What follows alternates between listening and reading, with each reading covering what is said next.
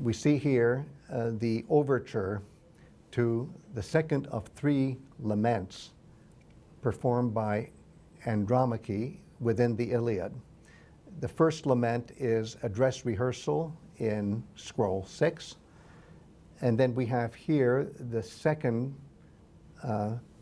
lament, which is about to happen in Scroll 22, and then there'll be a third one after Hector has already died at his funeral in Scroll 24.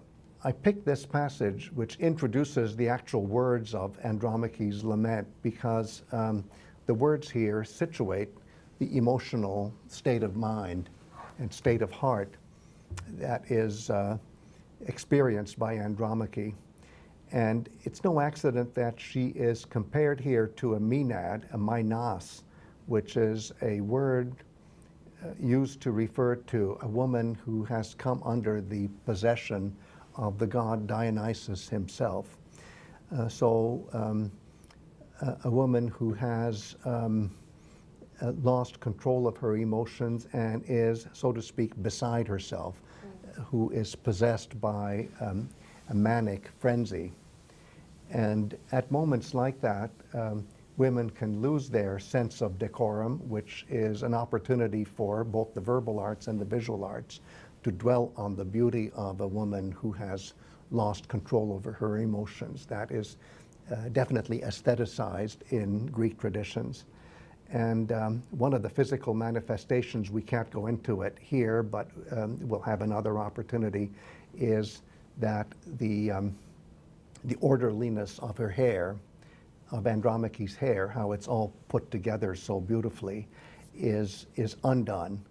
And just as the hair is undone, she is undone, and in a sense, her guard is down, and that's considered not just aesthetic, but erotic.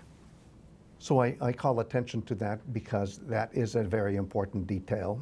And then there are all sorts of subjective references to how she feels, Andromache feels, even as this overture to the quoting of the actual words of Andromache makes clear.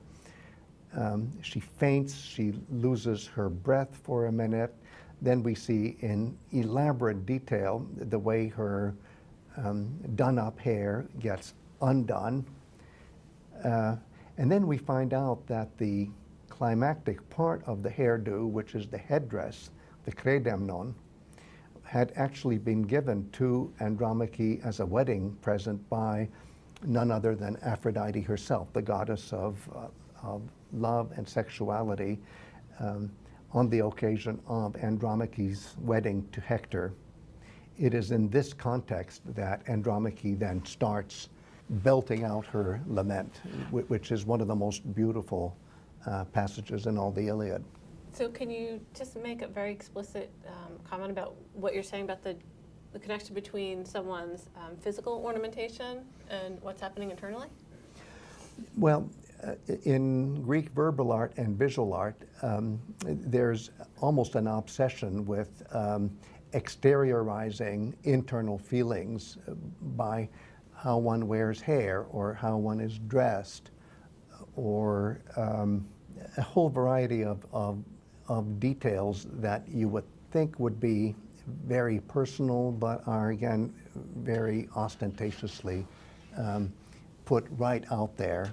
And that capturing of the interior life by way of all these exteriorities reminds me of the way filmmaking happens in especially the context of repressive regime, where all sorts of things maybe cannot be expressed externally. So there's an attempt to externalize the interior life of somebody by just how they look. And there's certain kind of acting in some film traditions where you really get into the interior life of somebody just by looking at his or her exterior. It's also about conventions, right? And it's conventions, and when we don't know the conventions yet, it takes us a while to get used to them. So if this is your first experience in seeing a woman let her guard down by having her hair come undone. It may just seem like a fluke, but when you see them over and over again, you start getting into the language and you start understanding how we're now seeing something that's an extremely private moment.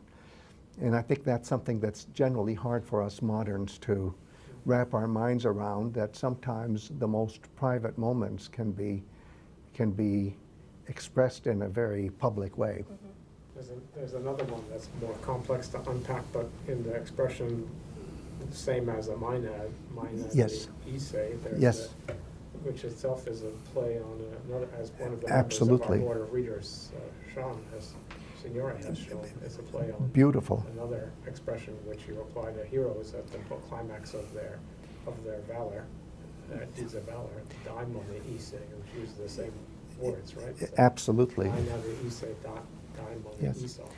And in my close reading, I actually refer to that expression in the context we're now discussing, Mainadi, which would be at line 460, Mainadi, equal to a Maenad, or just like a Maenad.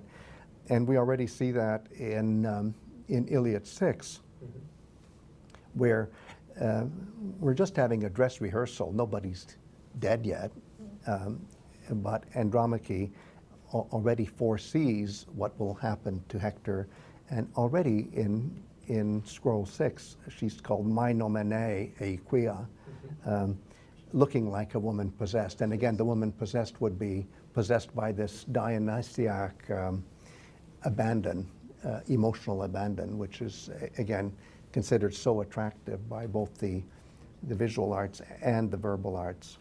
Can I ask a question? So then, is the letting the hair down part of also getting into the state to, Yes. to produce this Absolutely. beautiful lament? It's an altered Absolutely. state, yes.